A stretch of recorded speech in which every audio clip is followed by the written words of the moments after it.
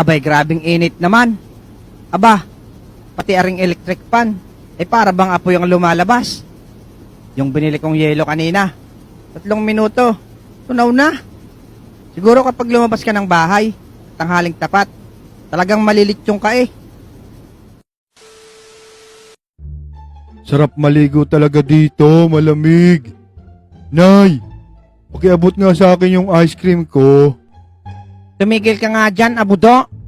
Kaya ka lumulobo, kain ka ng kain. Tingnan mo, at parang biik ka dyan nakalagay sa batya. Inay naman, alam mo naman lagi akong nagugutom. Tsaka masarap talaga ang ice cream ngayon, inay. At sobrang init ng panahon. Mag-diet-diet ka na nga, abudo. At konti na lang ay di ka nakakasya sa pinto natin.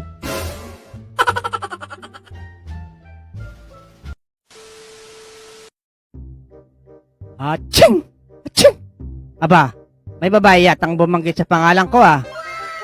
Iba talaga pag pogi. Mahirap kalimutan. Hahaha. Lakas kasi ng karisma ng poging mahilig magkape. Kapeng mainit, ngayong tag-init.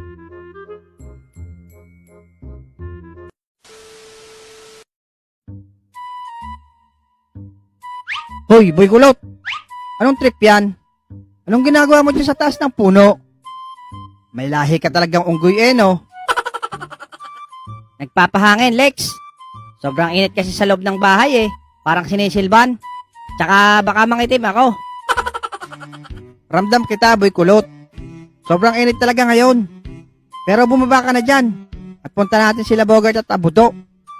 Ah, sige, Lex. Wait lang.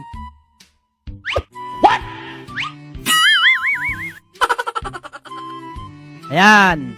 Puro ka kasi kalokohan. Itatuloy ang kuyukot mo.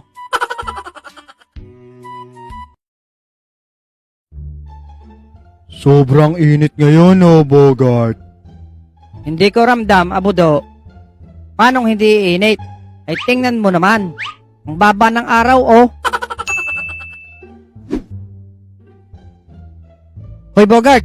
Hindi ka ba naiinitan? Abay, naka-jacket ka pa. Bakit ako maiinitan? Tropa kami ng araw.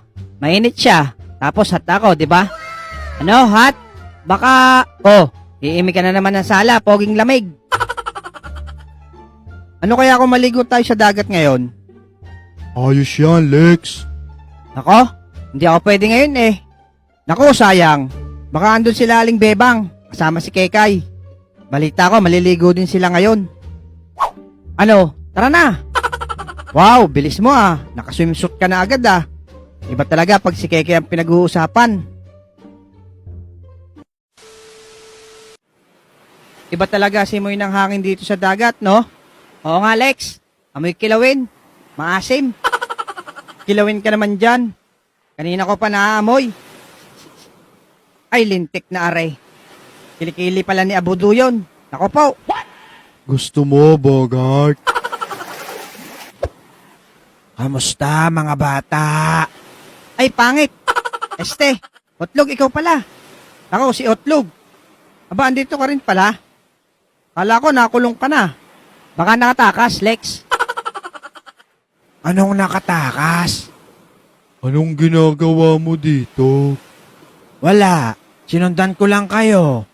Kumuha nga pala ako ng kwarto. Magkakasama tayong 5. Naku, saglit lang kami dito. Nagpapalis banas lang. Sige na, wala kasi akong kasama doon. Naku, kung ikaw lang makakasama, wag na. Ayaw nyo? Bahala kayo. Mga pangit. Aba, nagsalita ang Shokoy. Okay, di ba? Hindi na mabanas sa katawan. Oo nga, Lex. Sarap magbabad. Lex, pwede kaya jumebs dito? Nadjejebs na ako eh. Sakit ng tiyan ko. Bawal dito, hoy. May public CR naman dun sa cottage eh. Hindi na kaya, Lex. Hindi na aabot. Bahala ka. Pero lumayo ka sa aming 3. Baka pumunta pa sa amin yan. Kagating ka na naman ng alimango. Sige. Wala yan. Doon naman ako sa malayo eh.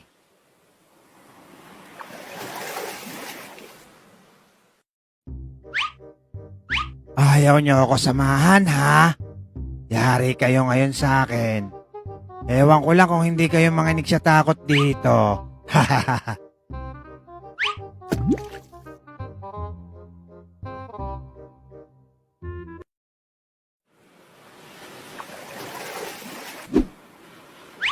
Okay na siguro dito.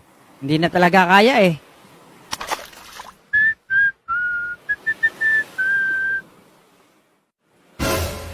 Hala, ano yan?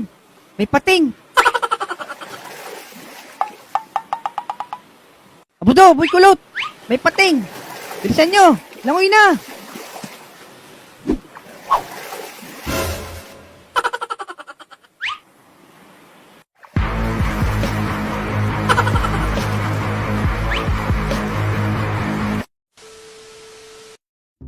Buti nga sa inyo, nakabawi rin ako.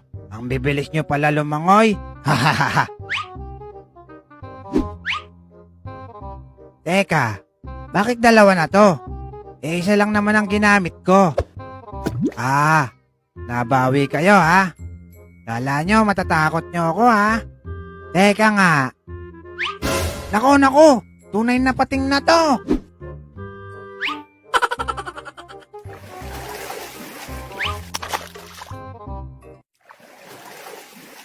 Tulong!